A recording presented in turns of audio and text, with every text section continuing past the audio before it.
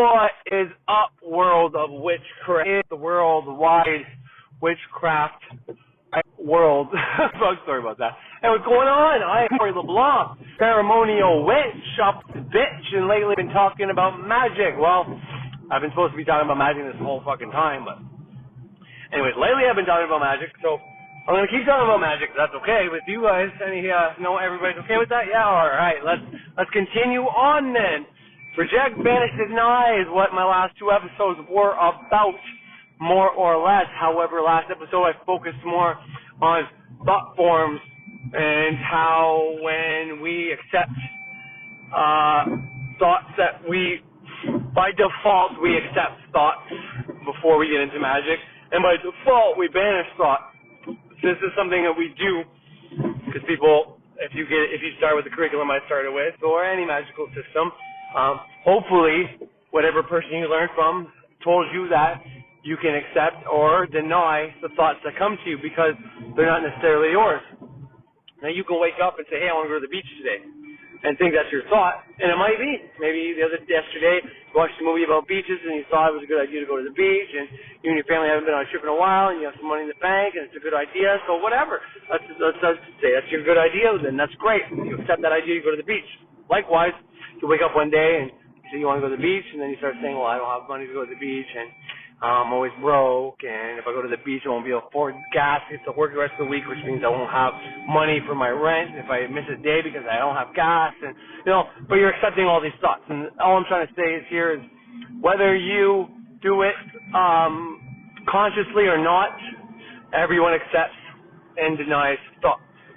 Most people, the default version that they do is, okay, hey, I'm going to be rich one day is a thought that pops in their head, or I'm going to be successful soon pops in their head, or something to that effect pops in their head, and then from there they start thinking, no, that's never going to happen. No one in my family's ever been rich. No one in my family's ever been successful. Why would I be any different? And it keeps going. And this plays into the idea that as a child, everything you saw, everything you heard, everything you were told is a program that was put into your head, and you have to play out. And this certainly falls in that same category, that same line of thought, that same direction of destiny that you have, so to speak. But the way to start changing that, some people say, is like, no, you can change that with magic. And yeah, you can. But you can also change that by simply starting to reject, banish, and deny. And some people might say, well, that is magic. And of course it is, because without getting into magic and learning about truth and realizing that, your thoughts aren't all your own, and that whenever you have these negative thoughts about you never having money, if you have strength, fortitude, the determination, the dedication, and the forethought and practice put in place to banish, reject, and deny those thoughts and accept thought that you come up with, which would be kind of like, well, you get the idea that you're never going to be successful, and instead what you do is I banish that thought, I'm never going to be successful, and I accept the thought that I will be successful. I accept the reality where I am successful. And, that may not be coming from somewhere that has some control over you if that's how you look at it or perceive it, but you say that enough times and it becomes a affirmation mantra, so to speak, and, it becomes powerful. Especially if you put some energy and power into it. You light that bitch up. You give it gasoline so you can turn that emotion on, or so you can turn that affirmation on and, give it some power. And that's how we do it. We do it with love or fear. Likewise, you can use fear to power a emotion you think is happy one, and you can power a happy emotion with fear. And a good example of this that, some people say, well, if you're going to be scared of something, afraid, or Xavier says, but if you're going to be afraid of something, be afraid of success, because that fear can bring that success to you. But he says normally whenever that happens, a circumstance, situation, that of whatever emotion you were feeling is how that gets brought to you. And I can't tell you for sure if that happens, because I've used many different emotions to make things happen, both good and bad emotions, making things happen, as big as bringing money and healing to me and my loved ones, and as small as being fearful my wife was going to hit an animal and then it happened. So, point is, fear emotion does work better with things you don't want, and the love emotion works better with things you do want. However, if you mix and match those, if you use the fear to bring in the emotion or the thought that you want money, it probably would happen faster. But you just have to be mindful of how it happens and how to counter that, or maybe you be fearful of things you do want, so that when they come, there's no reason to be fearful, and it kind of flips your whole polarity. Because in all honesty, using polarity to your benefit is the best thing a magician can do. This is the best way to use it, in my opinion. But that's not what I want to talk about today. First, I want to talk about some synchronicity. I was getting ready. Well, today is Tuesday, right? And this episode probably won't be, released till Friday of this week right now. 25th, Tuesday, say 7, Saturday. Well, it's not Saturday, it's Mars Day, but Maleficent Day, let's just say. Even though Mars isn't all a maleficent planet. But anyways, I'm just all over the place. I'm driving. I'm kind of having my mind on too many things at once, so I'm trying to let that go. But anyway, so I record things all week long, and then I release them, whenever I think it's complete enough, let's say, or as complete as I think I can get it without continuously bouncing all over the place or repeating myself. So anyways, I was going to be making an episode about, because I wanted to make this a while ago, about how viruses, sickness, and shit like that could be, and you could think of it as thought forms rather than actually something you get you can't do nothing about, like a disease, like something genetic, like whatever the case is. Well, if you look at that as a thought form, right? Because genetics can play into thought forms. If you continuously saw your parents going through hard times and then you were going through hard times, well, it certainly could be a thought form that's been fucking your life up and holding you down. And, if you consider it a thought form and you banish that thought form away, well, you might be the first one to not have those situations happen to you, because instead of just rolling with the punches and accepting a destiny, accepting a fate, accepting a reality, because your parents did the same one, and your parents before them did the same one, the parents before them did the same one. Well, instead of just accepting it by default like most people would do, you say, no, I know I have power, I know I can use my mind for good, and my good, and I think I want this, therefore I'm going to run with this for now until I figure out what I really want, but for now, I think this is a better situation than the one I'm in, or the one that I used to think was going to be the one that played out, but I'm just going to go with this and see where it brings me. And, you start accepting the thought that you're going to be successful and you're going to be free from unsuccessfulness, let's just say, then, you are going to be the first one in your family to change your fate and be able to become successful. So that's what I want to talk about. But I was creating a thought form of my own, a servitor, so to speak, for something I want accomplished. And I'm not going to say what, because, I don't want it to not happen like before. But, perfect. Sorry about this. Picking up my daughter at dance. Come on. All right, so just to bring it back for a second. So when I first started this off, I was talking about how you might have had thought to go to the beach. And I first started by saying you might have watched a movie about a beach and thinking, oh, it'd be nice to go to the beach. So I just want to point out that, I've been putting a lot of emphasis on the fact that our thoughts aren't our own. But then I started this episode saying that, well, most of our thoughts aren't our own. And that's just because, once again, I don't want to use a absolute saying, oh, 100% of our thoughts aren't ours. Because, once again, I don't fucking know. I can't prove any of this shit. The shit I try to prove and I give you facts on, can't even tell, probably all completely can't be proved. But, I do my best to give you as much knowledge and shit that I found that makes sense, that have real life interpretations and correspondences that you can make your best decision from. But once again, it really just comes down to the fact that all information comes from a source, and it depends on how that source receives that information. But anyway, so the TV basically gives you the idea to go to the beach, right? And that's what I just want to circle back to say, because then I started talking about banishing your thoughts and all that. I just re-listened to my first little recording, so I'm just going to come back and hit this up real fast. And what I want to hit up is just the fact that TV gives us multiple thoughts. Now, I said maybe TV was created to control our minds. Maybe it was made to dumb down the masses. Or maybe, I've seen that quote many places where the guy who invented the TV said, I wouldn't even let my children watch this. However, when I try to do research to find that again, because I can't find where I've heard that, but I've heard it and read it multiple times in the past, but I can't seem to locate it anymore. And then I find the person who invented the TV who didn't get credit for inventing the TV for whatever reason. Someone else got credit, but, you know, the family says he would have been happy with how it progressed and blah, blah, blah, blah, blah. Was how far as I got. But anyways, I only maybe did another couple of days of that kind of research to see if I can find it. Sorry. That being said, though, That being said, I don't know if the TV was made to help drown out the thoughts in your mind, but something I want to make clear is, you know, back when books, magazines, the printing press, okay?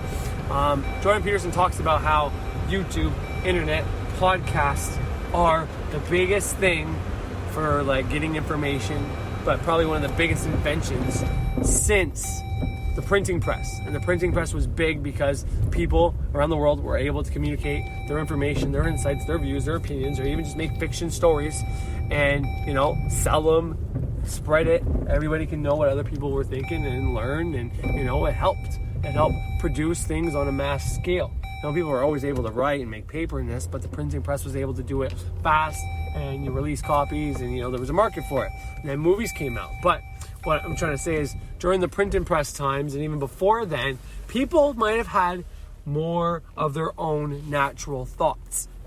So what is meant by that for me is that nowadays, there's so many people, there's so much social media, there's so much TV, movies, and everything that is around and concerns with that shit, that there are so many thoughts floating around out there. There's so many ideas, there's so many thought forms, there's so much everything that I think the regular person, like, you know, people were at one time 85% water in their body. Well, due to pollution, the food we eat, the shit we drink, our bodies, and, you know, even babies are being born with less water mass in their physical body, and we're at a point where it's 75% of our bodies, and this is someone who's obviously dehydrated, but this is the norm right now. Anybody lower than 75 is considered dehydration, when, you know, what was it, 10 years ago, maybe 20 years ago, maybe 50 years ago, 85% was the norm, was the actual how much water your body was supposed to be made out of, and it's no longer the case anymore.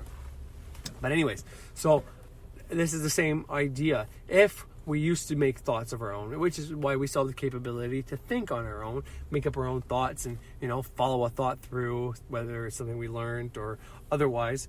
Well, we still have that capability, but because we're so many thoughts out here from people that have passed on, you know, we think that history is 2,000 years old, and that's just going by one of our oldest books or one of our oldest spiritual books, the Bible. But it could be a lot older than that. Well, everybody who's passed on, created thought forms, had ideas, they could still be floating around. And then the TVs and the internets, and now podcasts becoming so huge, and like, I'm guilty of this myself. I have a podcast called Ceremonial Witchcraft, where the ceremonial witch, which is me, talks and expresses his opinions. And, you know, when you hear me getting on a rant and getting all into it, whether it's like anger, frustration, upset, fear, happy, well, you know, if I put enough of that emotion into whatever I'm saying, there's a very good chance I can create thought forms by doing that. Those thought forms can go out and affect you, you know, and I'm putting ideas in your head. Everybody listens to me. Likewise, someone who's got like 1 million followers listening to their stuff, they're taking on their ideas. And this is how, you know, ideologies can form. Whereas, you know, you talk to people that have the same ideology, well, everything comes out of their mouth when they're defending their ideology or attacking someone of an opposing ideology. But all I'm trying to say is, because of TV, podcasts, YouTube, and all these other places and ways we get information nowadays, we are bombarded with other people's thoughts. And like I said, even within this episode, I was just trying to give a very mundane view of how people would wake up with a thought of the beach, but they watched a movie the night before of a beach, and then you follow that thought through, and you accept the fact that you're going to go to the beach because it's a good time. It's a very simple thing, nothing magical about it. However, you first watched a movie to get that thought. That thought wasn't generated from your mind. You didn't just come up and say, hey, I want to go to the beach. Well, let's go to the beach. I don't think we have the capability anymore to do that unless we take our mind back, because the more I study thought forms, the more I do magic, the more I realize that unless I am currently doing something or watching something or whatever, I don't really have any thoughts going on in my head. I've achieved some kind of silence where I can just be me, walk around, and just absorb the ideas around me and listen to the voices, accept, banish, and deny. This exercise really helps with being able to do that. So I know the principle of when you do the lesser banishing of the pentagram and shit like that, it tells you it lights up the astral plane and that kind of shit. And I believe that. So they tell you it's not better.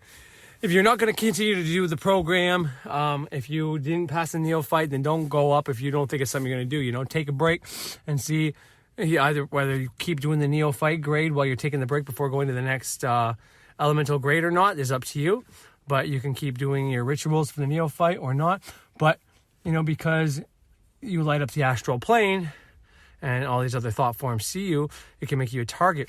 But if you're doing the lesser banishing of the pentagram once a day, twice a day, every day, and, you know, even if you don't do it one day, whatever the case is, but you've done it for 6 months to a year, you know, almost every day of the week, even if it was 4 times a week, okay, well, those things won't affect you. And you're, you know, because you're always trying to get more depolarized, doing your middle pillar as well, which is putting you in the middle between the two polarizations, plus and minus. And, you know, plus and minus doesn't necessarily mean the right hand, left hand path, right hand politics, left hand politics, Satan and God. But those things are definitely associated with that. So you become more between those things. But the point is, you might light up the astral plane and those entities might see you. But I think that is better than being someone who doesn't know about any of this. And the reason why I say that is because, like I said, because I'm at a place where if I'm not thinking, I don't have a bunch of random ideas in my head of what I should be doing, what I shouldn't be doing, this, that, the other thing, okay? I may still have a little bit of anxiety left, but it's way more manageable than it used to be. And, you know, my wife has gotten a lot better, so I'm not dissing her whatsoever because she's at the point where I think, you know, any minute, any day, any time, and she might even be already doing research on her own, but she's already kind of been going through the whole dark fear-based media stage, and she's at the point where she actually believes in the thoughts changing reality and okay with me doing candles and thankful because I recently got another money manifestation. I told her, I'm like, I haven't been doing money magic at all, but I'll do money magic for the specific thing. And she said, well, it's not going to matter because you can't get more money than it was about income tax, what you pay in. And we didn't even give all the information for the income tax correctly. There's a couple things we left out. And reason for the one is because we had to take it out of her name because she doesn't get her income tax this year, has to go somewhere else due to a consolidation thing she did in the beginning of the year. So people get her income tax, kind of like a bankruptcy. And so we had to take this out of her name so for me to claim it, but it wasn't in time for me to do my taxes and I was already there. I already agreed to it. So we'll end up getting that later. But my taxes went from a $400 to a $2,500. Now I owed the government money, so I only ended up taking home $2,200. But because it's now out of her name and it's kind of like somewhere in computer limbo, about to be put into my name, whenever the government reassesses people's taxes, I think before July or around July, they're going to notice I didn't claim something, and nor did my wife claim it. So if my wife turns around and claims it, well, she'll get that tax break, which is about a $2,000 tax break. If you go by the other one I did, and, you know, she claims it, well, then whoever gets her taxes is going to get that. So they're going to get whatever she gets back plus that. So if she doesn't claim it and I forgot to claim it, well, then they're going to reassess me and say, hey, if I have to claim this, you get another $2,000. So, and, you know, I asked for, I think I went with a $5,000 on my candle. So right now I'm sitting at, you know, I got 2,500 of that already. And then some, you know, gets taken down, of course, always taxes and payments and the fee for doing my taxes. But, you know, when I get that other $2,000, that's going to be at 45, you know, only $500 off. Last night I also did a lottery ticket because I made the joke. I'm like, well, you know, if you count those two together, there's still about another $500 to go that we're still going to get. So you never know. And out of the 4 lottery tickets, I scratched 2 so far and I've won $15. And, you know, and I know that's not big, but that's how it works for me. Because before, I wrote a long time ago, I had this big lucky stent on tickets almost every time I bought a ticket. Not every time, because this is when I was really studying the moon, the waxing and the waning phases. So I was really only doing tickets in the waxing phase. But then, and most of the time when I did it in the waning phase, I wouldn't win. And then other times I would only win in the waning phase. But anyways, I was getting a lot of money. But I did multiple sigils to say I was going to have $1,000 win. I think I did a couple for a $5,000 win just to see what would happen. And in all honesty, I think if you calculated all my wins all together, because this was around the same time that I gave my father-in-law that money, and then I won the $75 and the $100 on the ticket. Well, this is included in that same time. So whether you think it's because I completed the circuit, I gave money, so I got money, and I believe that's probably the case, because those are the only 2 wins I got that were big. And those days I gave him $20. I gave him $20 one time, and then I won on a lottery ticket of $100. Then I gave him another $20 probably like a week or 2 weeks later when he was still living with us, and then I won $75. But before that, I wasn't winning more than $20, $25, $30 on every ticket. So you can say, well, you did a residual to win money, and that's probably just winning the money. Okay, but I got more money on those days, so I think it was a little bit of both. But if you added up all my wins, I think it would add up to the $5,000 mark, probably the $6,000, 1,000 plus the 5,000, the 2 sigils I did. Well, I did a lot of sigils for the same thing just to get it into my mind. So I didn't expect, let's say I did 10, this is hypothetical, the number, because I don't remember how many I did. I don't even think it was 10 $1,000 sigils and 10 $5,000 sigils. But let's say I did that. Well, it was really, for me, the intention was to just put that in my mind. So I did it multiple times, kind of like an affirmation sigil to make sure it got in there. So, you have to set it and forget it. But in the same sense, if you do affirmations throughout the day, when you're also forgetting it, your mind's also working on it at the same time. So, but anyways, that's not what I want to talk about. But point is, my wife is turning around. But that being said, I forgot where I was fucking going with this. That being said, she's still a little leery about a lot of this stuff. And, she is still at the whims of her mind. Like, she still watches TV, whereas I don't. And therefore, I have peace of mind when I'm not thinking about anything. When I aim my thoughts at something, I can get a whole bunch of ideas from it. So a way to look at it that might help you, and all ways are accurate, all ways are true. It doesn't matter how you conceptualize this, what correspondent you use to figure it out, as long as you understand it. And I'm going to say this today, but tomorrow I might have a different idea that also works. They could all be the same, but one way to look at it is every person gets so many ideas all the time, right?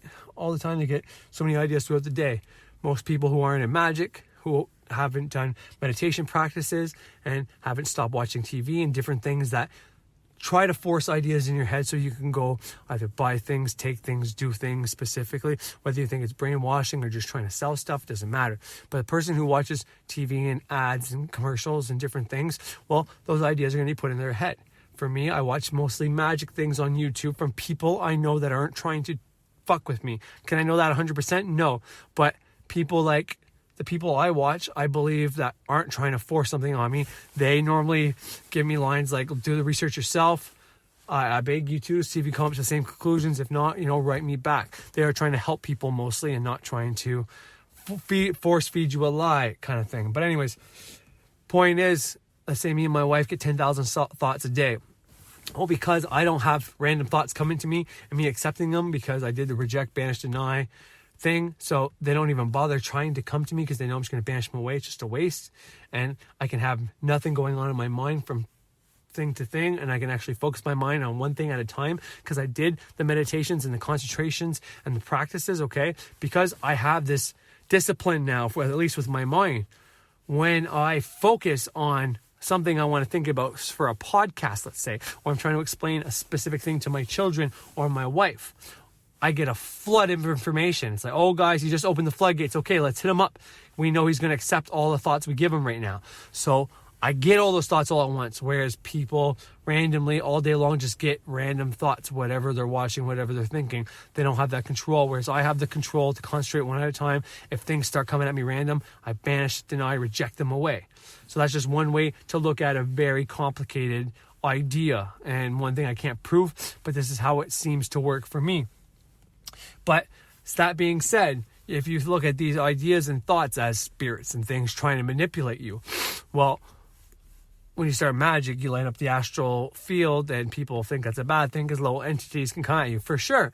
But high entities can also come at you. The high entities, creative entities, things that might help you get success, wealth, money, healing, whatever the case is.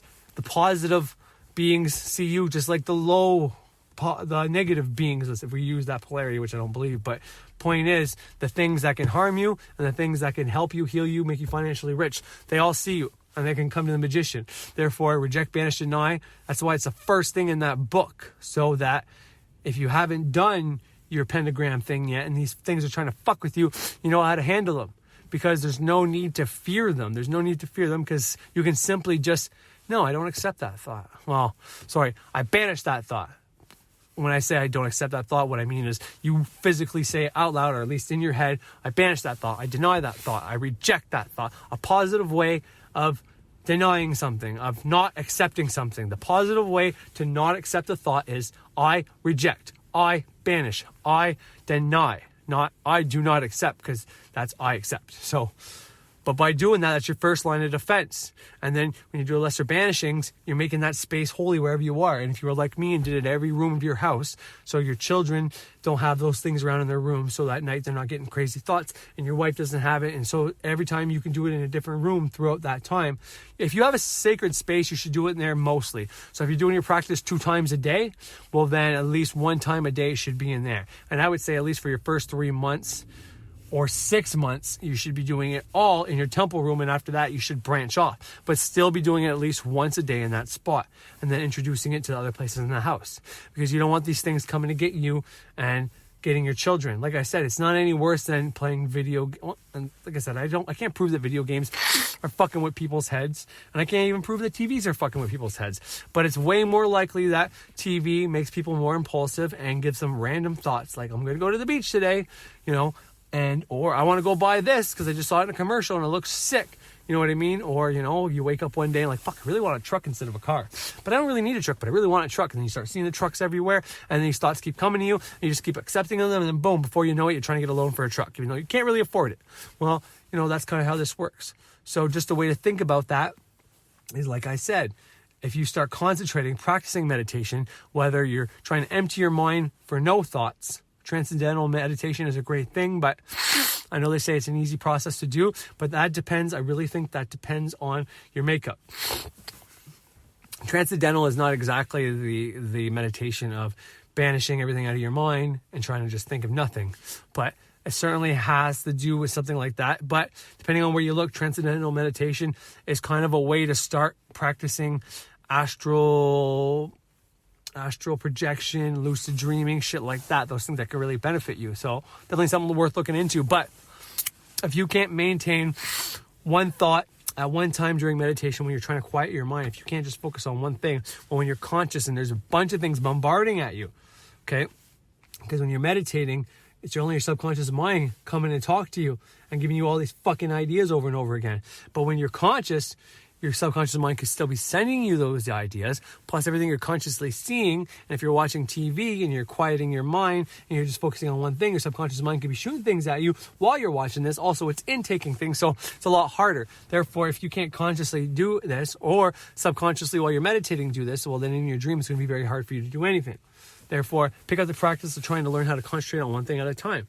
And there's a lot of little exercises and game apps that can help you do these things nowadays as well. But first, you should be meditating and practicing reject, banish, deny. All that being said, what I want to talk about today is how Thoughtforms, coronavirus in particular, but Thoughtforms disease could be seen as the same thing. Now, this is going to be another speculation episode, because I'm not going to say for sure that Thoughtforms and diseases are the same things.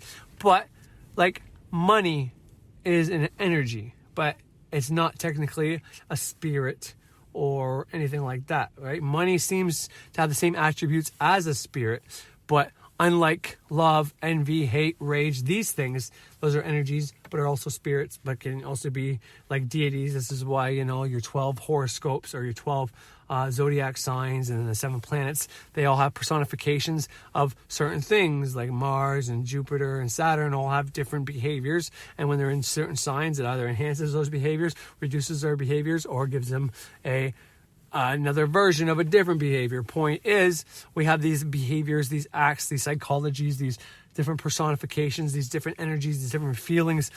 Feelings is probably, emotions is probably the best word. And these emotions power what we do. But sometimes if you're in a specific emotion, such as rage, which is in the fear emotion, range, when you're in rage or anger, it can consume you.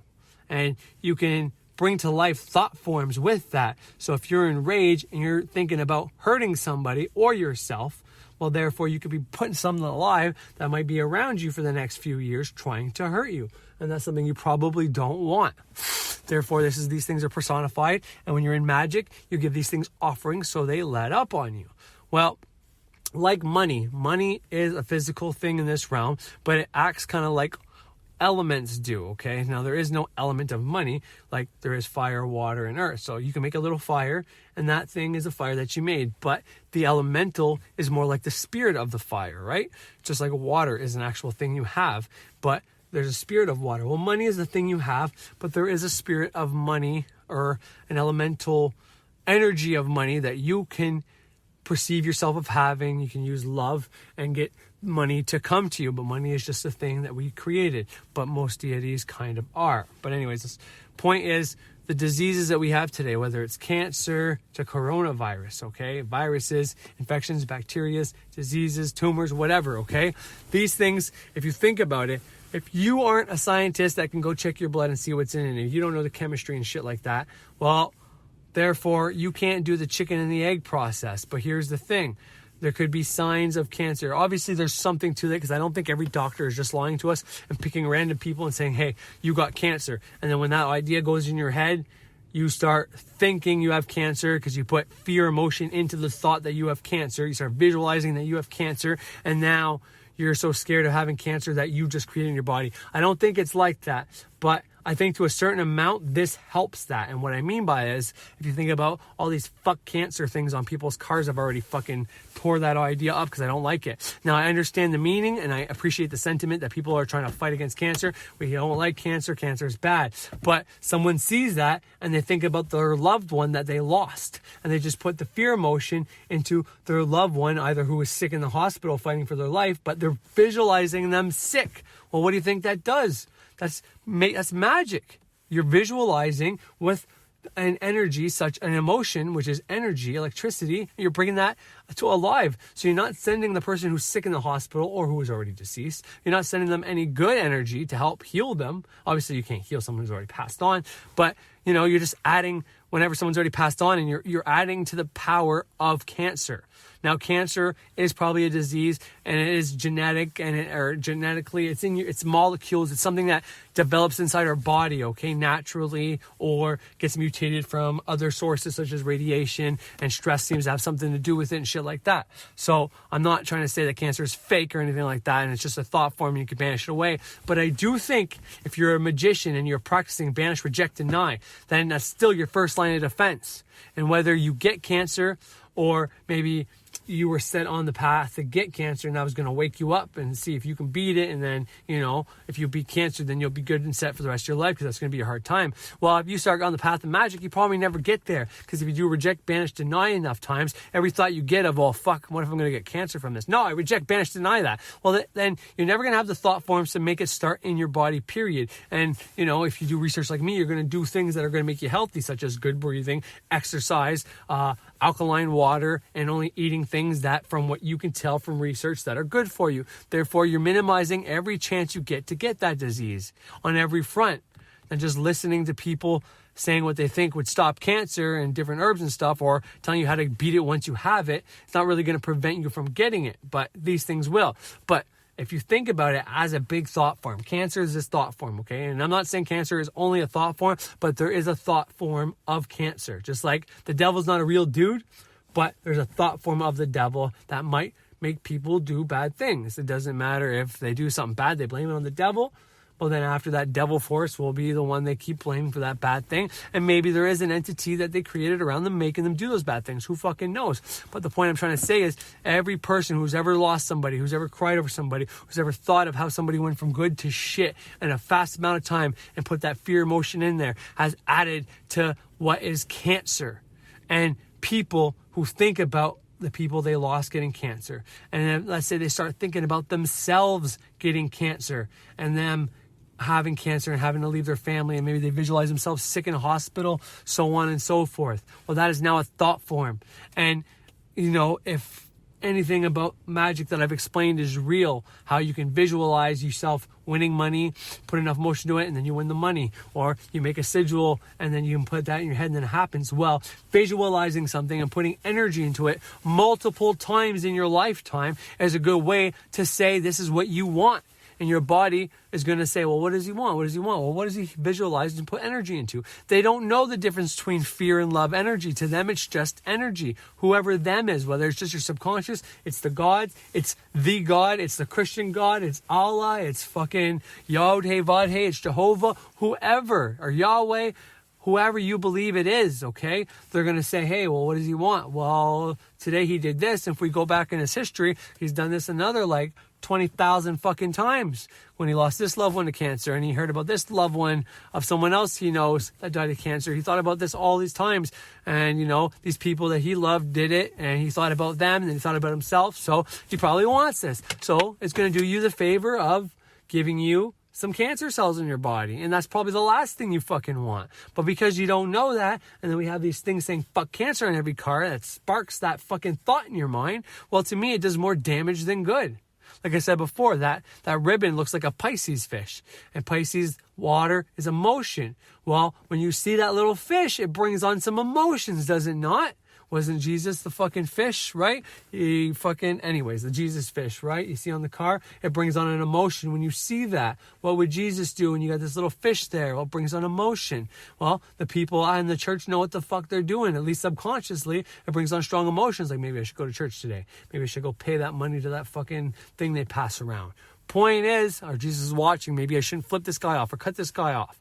Maybe they have great intentions behind it. I don't know. I'm just saying they know more than they let on, or they subconsciously know more than they let on.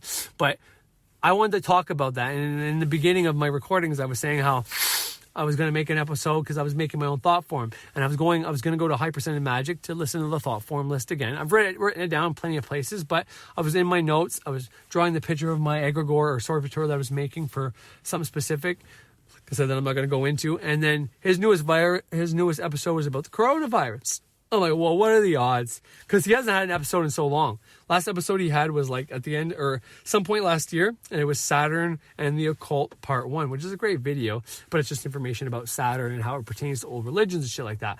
And since then, he's got a bunch of videos, but I've checked his site numerous times, I want to say, even in the beginning of this year, and that hasn't been anything on there. Then all of a sudden I go on there to get some old information from him to make a video about to make something about egregores or servitors of my own. But I was in the process of making this podcast about my servitor, and not about my servitor. I'm making this podcast about how servitors, thought forms, egregores could be attached to diseases. Now, diseases are something that happen in our physical body. I'm not disputing that. I'm not saying there's nothing that doesn't happen in our body.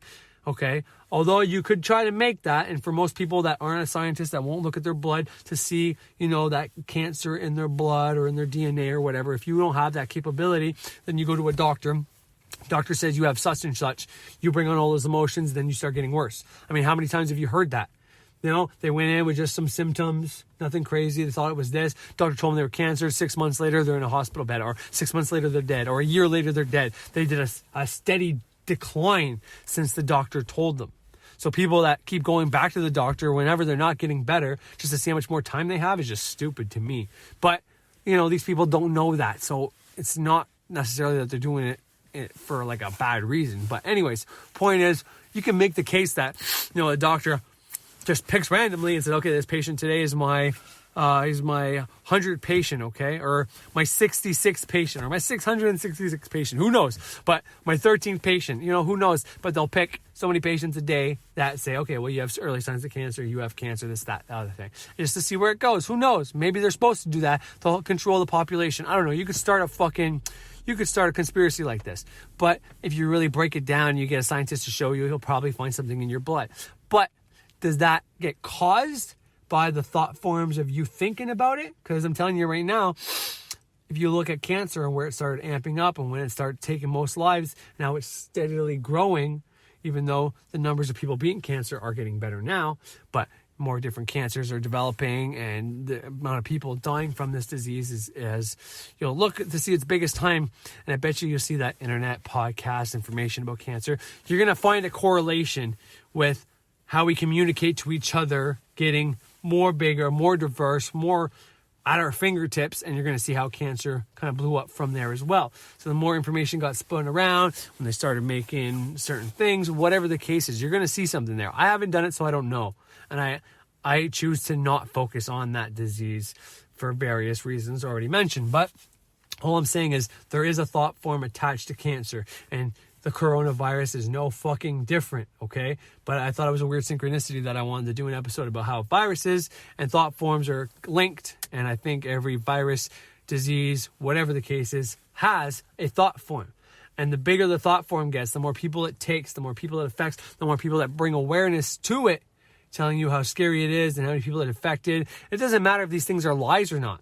If they get around to 1,000, 100,000, 1,000,000 people before you discover it's a lie, doesn't matter, because these people all put thought into it. And so they don't care if you figure out it's a lie or not. This thought form's already grown and can affect people that allow it to be affected by it. But if you're the type of person that says, no, I'm not worried about cancer, I'm never going to get cancer, well, maybe stay away from those things. But if you're very adamant about the fact that you're not going to get this disease, this thought form, well, then it may not come after you. Likewise, if you're a magician and you're not necessarily the one that makes these thought forms, but you're at the level where you can make your own thought forms. You understand thought forms. You understand reject, banish, deny. You're doing your middle pillar to stay in the middle, and you're doing your lesser banishings of the pentagram, where you're keeping all these things at bay. All these lower and higher, entities that can come and try to do stuff to you. Well, you're keeping them all away from you. Well, you let in the ones you want, basically, at this point. So this means that, just because you do your lesser banishing of the pentagram, but you're in a bad mood, something sparks you that just you haven't worked out yet, you haven't done your dark night of soul something yet, which is essential. So it doesn't necessarily mean this is a bad thing, but if you're in a bad place at some point, you can let those things in. But one day, 1 week of dealing with something to get through a dark night of the soul is probably not enough for you to fully fledged let this disease in and, be a victim. But if you go through a couple years, a couple months of this depression, and you're not trying to get over it because you're on the path of transformation, then yeah, it could consume you and possibly fuck you up. So that's a little bit I want to talk about today. Is I want to give you a bunch of different information about thought forms, and I'm gonna talk more about magic stuff as well later on in this episode. But I first want to just tie this all in, because I really do believe the study of thought forms is a good way to study magic.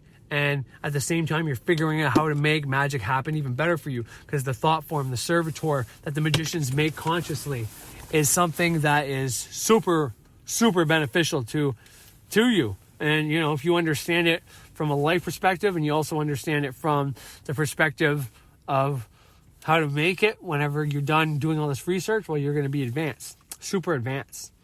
And I mean, it'll help you maybe stop watching the TV and doing things and saying things that harm you, because you're basically, figuring out that everything can harm you if it's not coming from you and if you're accepting things. So you don't want to go back to that default of accepting crappy situations and banishing away the good situations. Another important thing to know, to look at, to research, I played a lot of Greg Braden stuff previously, and he likes to talk about science and say science is great. But the scientists that are kind of always looking for that smaller molecule, just by the act of them looking for the God particle, the smaller molecule, CERN smashing the particles together to see what happens, okay? They're never going to find the edge of the universe. They're never going to find... There's anybody, whether it's in science or otherwise, trying to find something is going to keep finding something by the very act of finding something. If you think about the first men, or that story about how people thought the earth was flat and they realized that the earth was rounded, they could just keep floating on and on. Eventually they get to earth again, and they get to a new place in the earth. Well, that's kind of how this goes. It's infinity, right? So by the very act of looking for something, by observing it and trying to find something, well, your mind gives you something to find. Now, you can put that in the scope of conspiracy, meaning, you think there's conspiracy and you're trying to tie shit together. Well, the more you look, you'll definitely find something where something ties together. Just like if you look down the bloodlines, you'll eventually find that you're related to somebody else's family, maybe even the person you married. Who the fuck knows? But this ties into that, because, I could sit here and say the thought forms are a part of disease, maybe not the whole thing. And, but whenever they get your blood work and they see something abnormal, And it doesn't matter. Somebody else could have that same abnormal thing in their blood work and not develop cancer, but because you developed cancer somehow, and then they get your blood work and they see something abnormal in there, well, then they're just going to infer that that's what caused it, and then whatever caused that to happen, that's going to be one of these things to say, well, this may or may not cause cancer. So that's something I wanted you to think about, and a good thing to look into to kind of prove the fact that we are not just observers of reality, we co-create reality, is the double slit experiment, which was done, I think, in either the early 1900s the first times, or late 1800s by, I forget the dude's name, I'll have it before the end of the episode to tell you. But this was the first time within quantum physics, or maybe the birth of quantum physics, when they discovered by shooting particles, okay, through a hole, that these particles, when they're not being observed, when people don't know they're being observed, okay, these particles will do random things. Now, you can shoot them in a straight line, they can have a straight trajectory going through a straight hole, and yet they'll split and go through the other hole, sometimes at the exact same time, as if the molecule, the atom, whatever, the particle, the photon, the electron split in half and then bounced off themselves and made, because even when they split in half and go through the holes, they don't always go back together and hit a spot behind the wall, but that's happened. So there's two holes in front of them, one particle goes, you think it's going to go through one hole or the other hole, yet it goes through both holes, connects, and makes one dot on the other side that's not even in line with the two slits. Or it goes through both holes and goes even further than those two slits where it should have went, or sometimes it hits a slit. It makes a very random pattern. But when they went to observe it, put something there that was watching it, the particle would act as a particle and would keep a straight line, because like, whoa, we don't want to confuse these humans too much, so let's just make it look like we're just normal. And you know, this has been proven over and over again. People prove this all the time. They redo this experiment all the time and they get the same result. It's a very random pattern, but whenever they observe it, it goes back to normal, and whenever they stop observing it, it goes back to its random ways. So all of this is just to say that everything is made up from particles, okay? Everything is made up from atoms, okay? So a marble is made up from particles, made up from atoms. So when they were shooting these electrons, these photons, these particles, small little piece of an atom, basically, okay? When they shot this through whatever the device was to shoot it through, this wall that had two holes in it. We were like called slits because they were like long rectangular sized holes where, you know, up and down was the long part and left and right was the short part. Well, when they go to shoot it through, sometimes, like I said, we go through the middle, sometimes we go through the side, one slit, sometimes we go through the other side, so the right slit or the left slit. But when it was being observed, it would act like as if you were shooting a bullet or a marble, and it would go straight to where you were pointing it. You point something at something, and it goes through the something. Everything's okay. You're watching it. Therefore, when you point something, if you have really good aim, you know, it goes to basically where you point it. If your aim's off, it goes to where you were technically aiming. But what happens is whenever you have particles at the particle level, and you're not necessarily watching it, you're shooting it, and you can't necessarily see, okay, because you can't see the particle. The particle of light, an electron, you can't see that with the human eye. Therefore, the thing they used to observe it was something small enough, like probably a lens from a microscope with some kind of device recording that so they can go back and play it after to see it. Well, the particle knew this, and it would, instead of going, it would continue to go like a marble whenever it knew it was being recorded.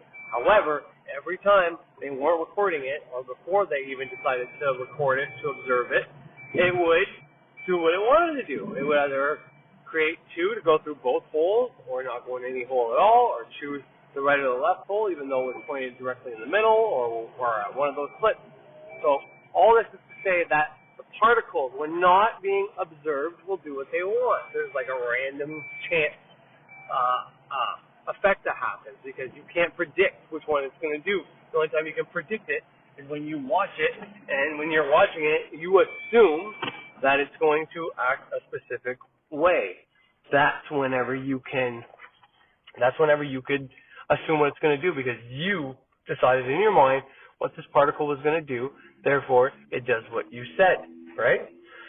So how does this add into everything I'm trying to say here? Well, what this should explain and tell everybody is simply the fact that we can control what the elements, what the molecules, what the particles, what the electrons, neutrons, photons, whatever, matter, we can decide with our mind what these things are going to do, what they're going to accomplish, what they do, basically.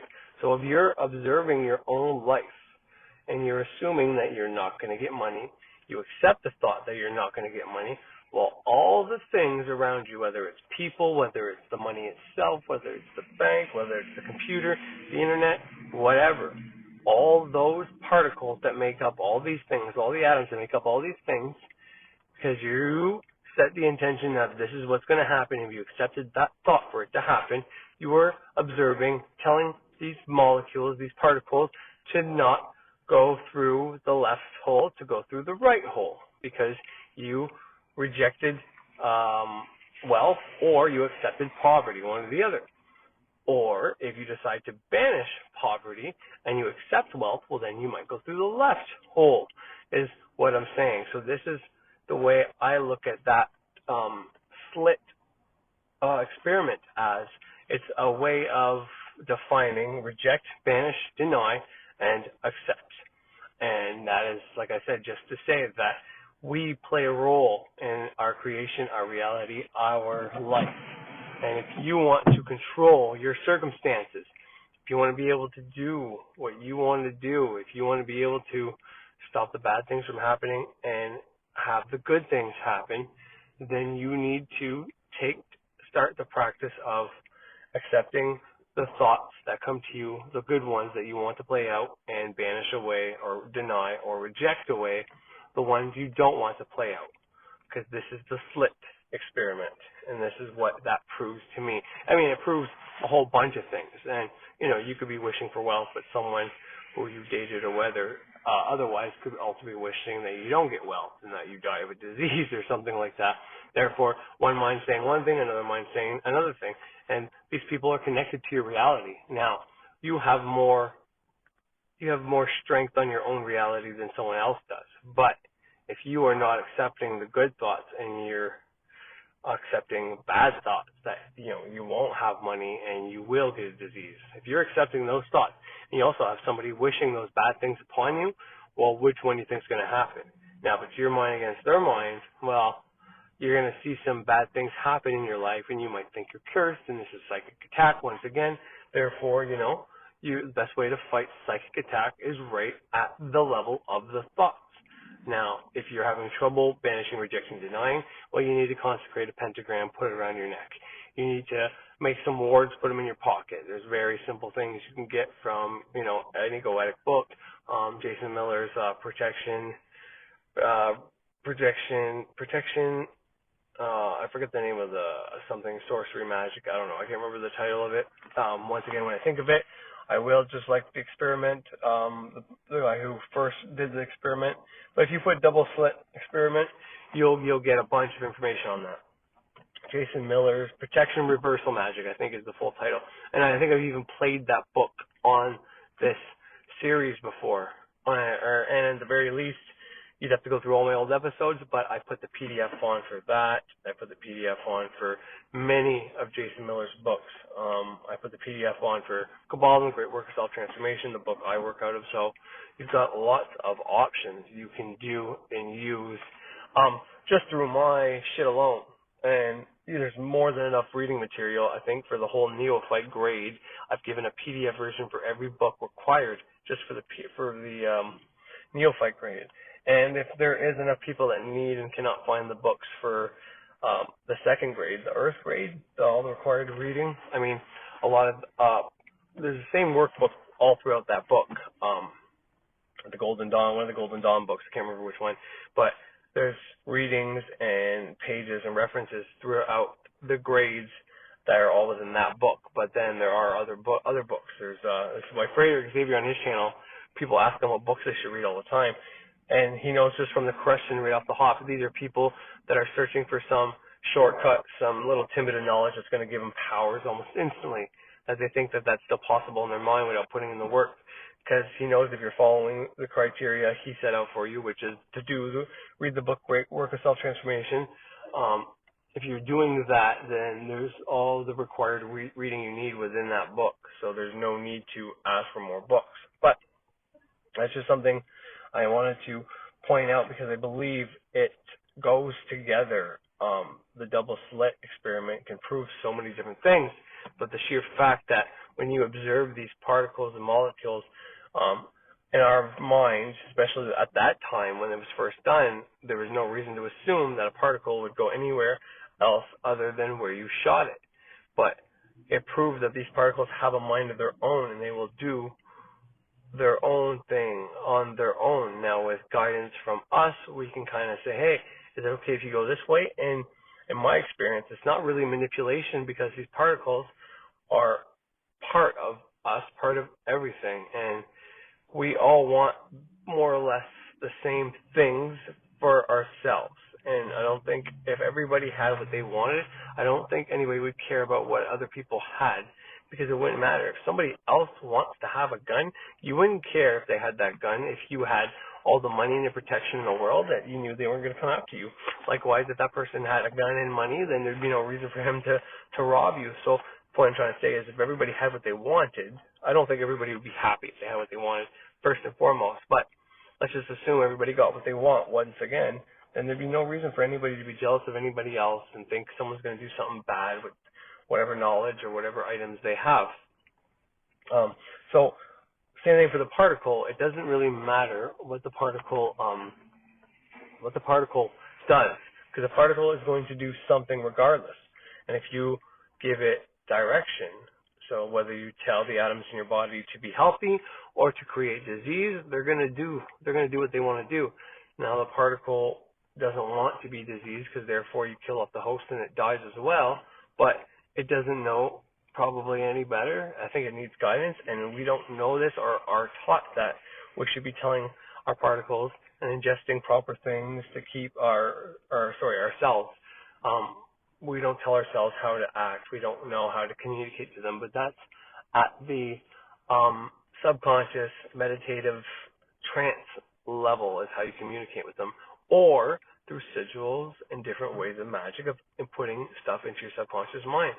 I mean, magic is basically trying to communicate with your subconscious mind to tell your body what you want to manifest. And the atoms in your body are no different from the atoms that make your fucking bank, that hold your money, or that hold your zero balance.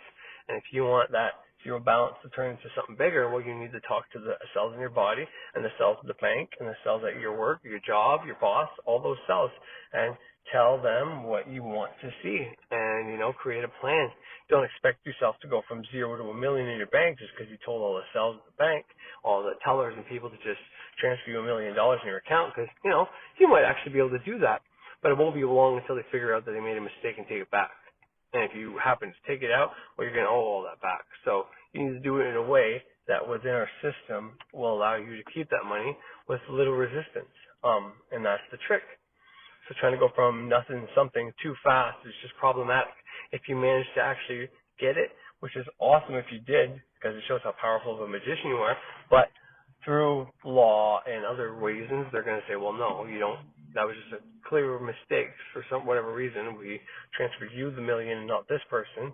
Or worse, they might think you hacked into it and did that intentionally and put you in jail. So all that is to say that we create our universe, we create our life, we create our reality, and if you want to control, maintain it, you need to simply talk to yourself. You need to reject, banish, deny, which is one of the first ways to correctly talk to yourselves from a conscious level.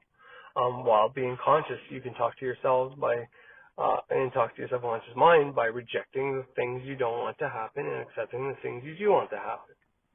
So now all that being said, I'm going to get into the movie Aladdin right now. It's not necessarily connected to what I've been talking about, but I really want to get this idea out of my mind, so I got to put it down here right now and what I think it means and a few ideas I've had about all this crap. There's an older version of the movie Aladdin, and there's a book where it's derived from, and initially he rubs his ring to make the genie come out.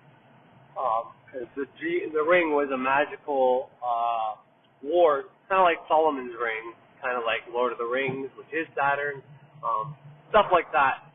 But I'm going to put that aside for a moment and just explain the movie of Aladdin for everybody. So the movie Aladdin, and this is just my opinion, but there's an evil sorcerer, a dark magician. Okay, if you want to use the term black magician, go for it. But I do black magic because I use the waning part of the moon, which is using the black side of the moon. I use Saturn and Mars, which are the maleficent planets. Therefore, I do black magic. And I also do white magic using the waxing side of the moon, using the sun. I think Mercury is a neutral planet. It would be missile magic, I guess.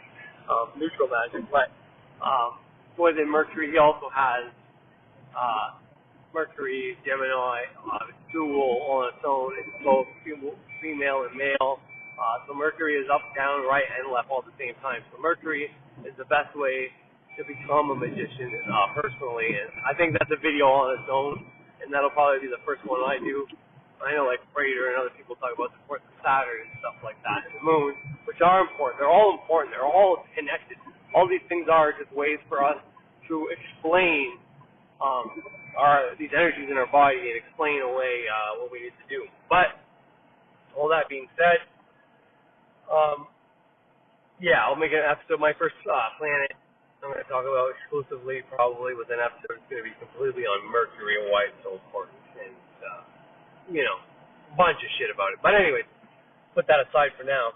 I use white magic, like I said. I use black magic. But I'm not a maleficent magician. I'm not a baneful magician. I'm not a dark magician, okay? I'm not a dark witch or a baneful witch.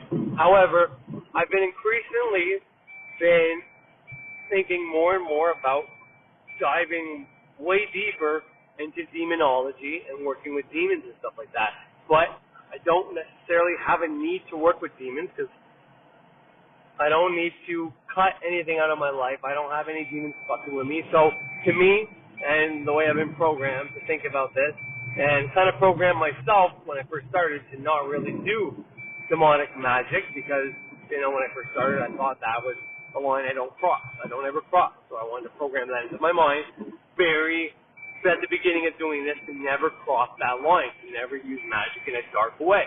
It was one of not the first sigils I did, but somewhere around the top 10, first 10 sigils ever made, and one was to not mess around with demon magic, unless I needed to. I know I put some kind of clause in there and I wrote it down, but anyways, that's not important. But the point I'm trying to say is I've made it of great importance at an early start to my magical beginning, starting my initiation and all that. I didn't want to mess around with demons. Prater Xavier went into, he talks about in a lot of episodes that you don't need to use baneful magic, and in his experience, using baneful magic or even just black magic, you have more of a chance of it backfiring on you, and it's more trouble than it needs. You can accomplish a lot and faster just by using regular magic. But Paulo, Burke talks about that a lot. There's a lot of stuff about Jinn and Genies around that area, or it comes from Arabia and stuff like that. Now, not all of it does. Places where I think Burke's learned are not anywhere near where I'm talking about, so they might not even be linked, and I might not even talk about the same thing, so I'll just leave it at that. But I know there's a lot of Jinn and Genie lore from Palomero. Maybe I'm getting the name wrong. Maybe it's just not the same word, or it doesn't come from Paulo. But anyways, I'll leave that be as it is. But the more I think about genies, the more I think about Aladdin, the more I think about demons, the more I have this idea of what I'm about to say. So let me just start off with the story about Aladdin first. So Aladdin, regular dude, no magic, poor guy, all right? But he's a diamond in the rough. He's got something inside of him. He's got the spark meant for something bigger, but he doesn't know how to get it. He doesn't know how to get it, so he goes around stealing. He's not a very good guy, technically, by all outward appearances. But we have this inside view of him as being a good guy, but everybody else around him knows him as a thief, and, he's a one-man rise in crime, according to the first song, and shit like that. So, that's that. Now, in the castle with the king, maybe it's a representation of John D., because, you see he's got the solar system there, especially in the new movie, they really emphasize that, but it's in the old movie as well. Jafar has a solar system in his office.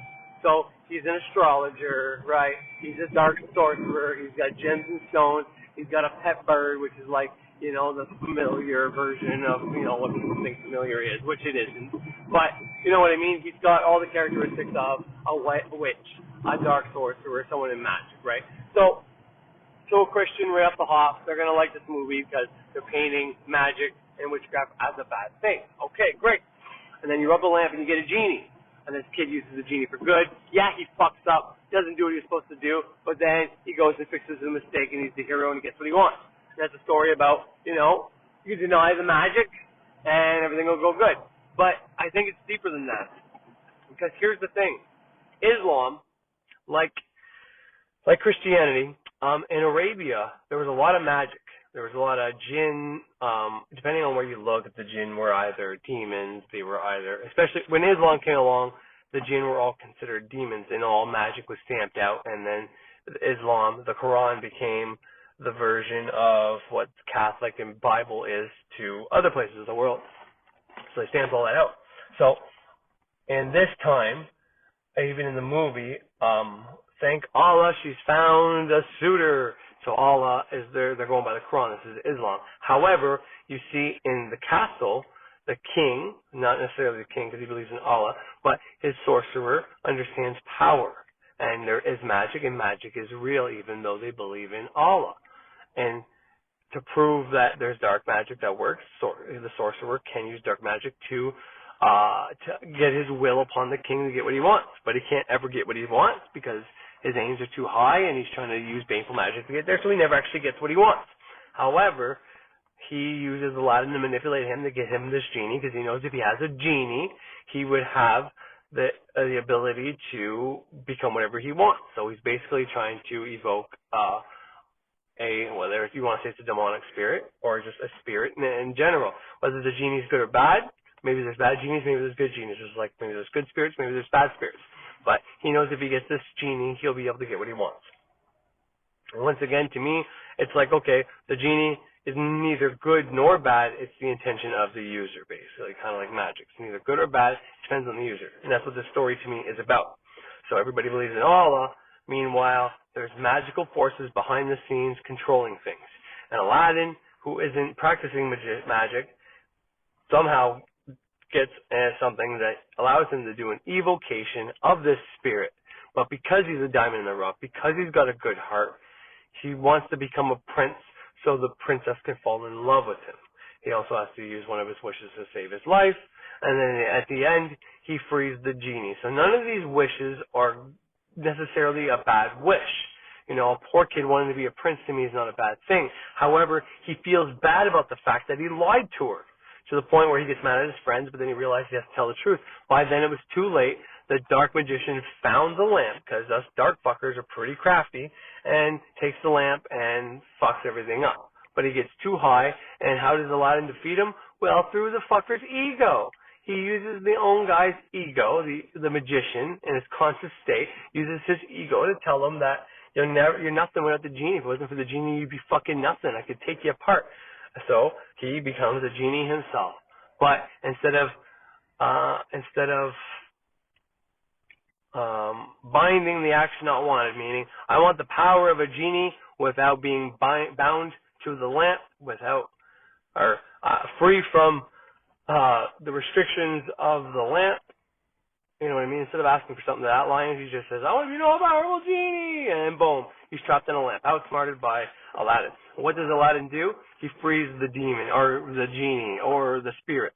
And what happens? He becomes the prince. He marries a princess. He gets the riches. He has a wife. He's found his love. He gets everything he wanted. It reminds me of King Solomon. I want to lead my people. He didn't ask for gold. He didn't ask for riches. He didn't ask for anything else. But God says, okay, well, I'll give you the wisdom that you want so you can lead your people, but I'll give you a long life. I'll make you the dopest king that ever lived. I'll let you live for a while, and, anything else you basically want. You got, dog, because you are a diamond in the rough. And that's the Aladdin story. That's what happens. But I guess subconsciously or under the surface or subliminally in the story of Aladdin, there's something at play there that is huge. And for as much as people tear down Disney, this might be why it's teared down. It might be torn down by the religious folk. The religious folks might be masquerading as truthers, trying to tell people that, anything that talks about magic is bad.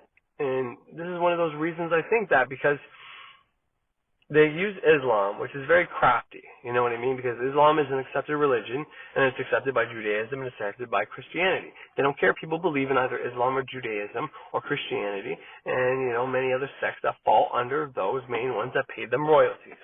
And that's what they basically are doing. Anything that's technically Catholic that doesn't believe Roman Catholic is the way, but they're the way, well, they're still paying royalties somewhere down the line to the fucking Pope. So it doesn't matter.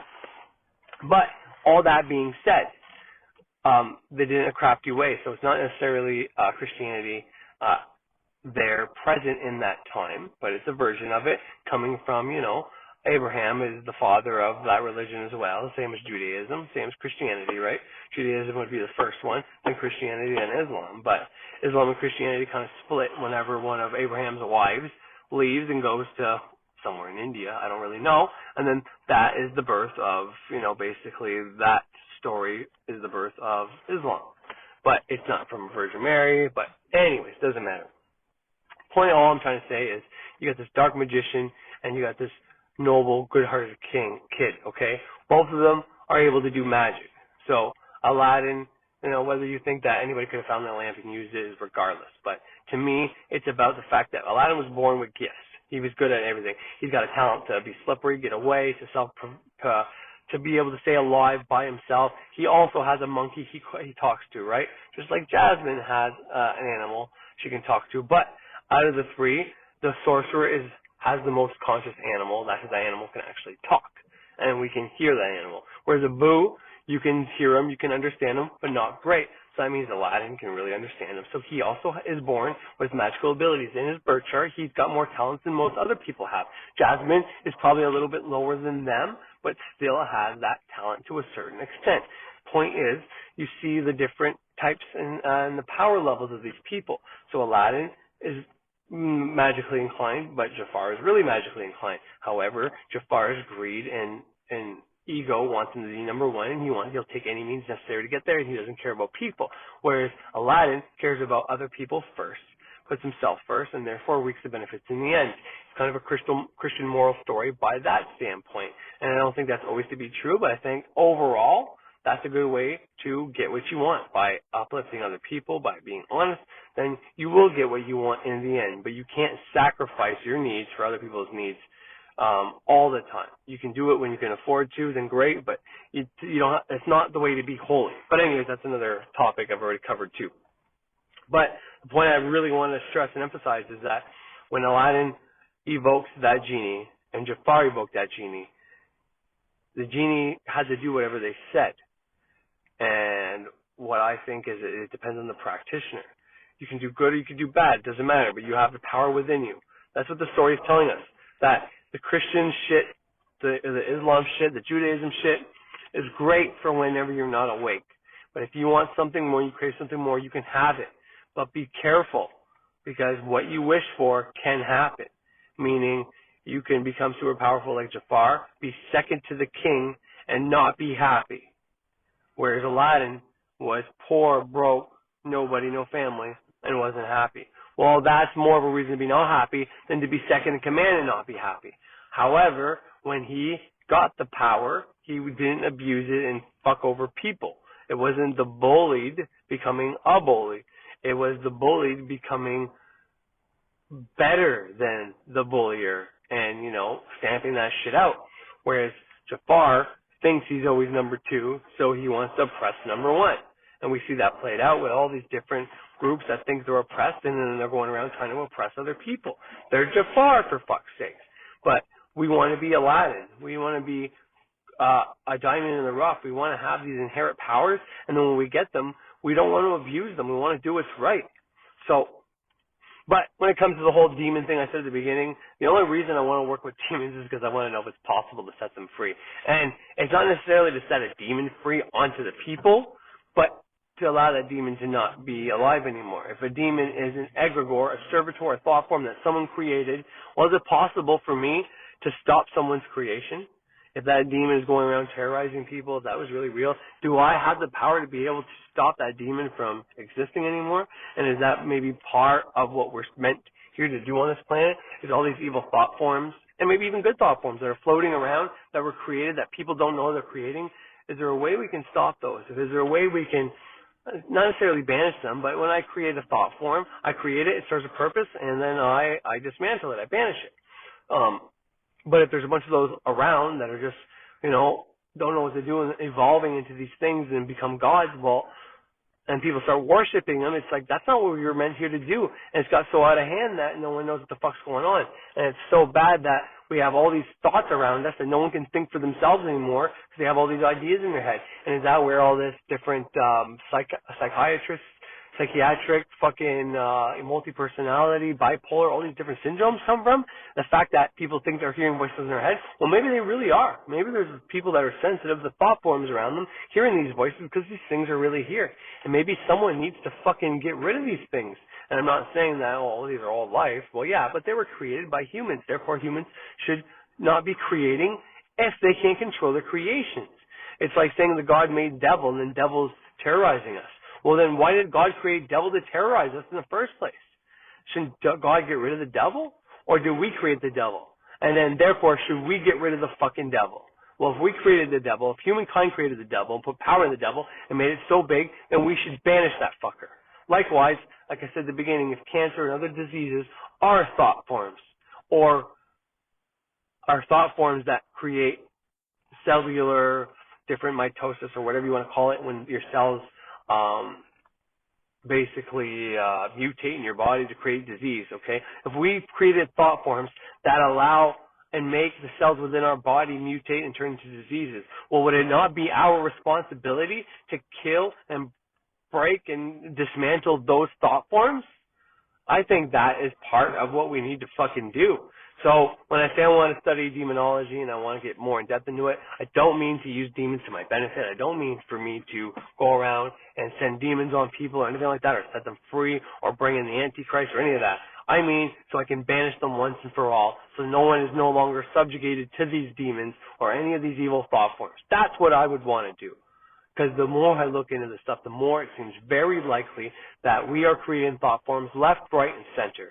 Now, it's not as simple as putting emotion into one thought one day and then boom, you created some entity that's beside you. It's not that simple.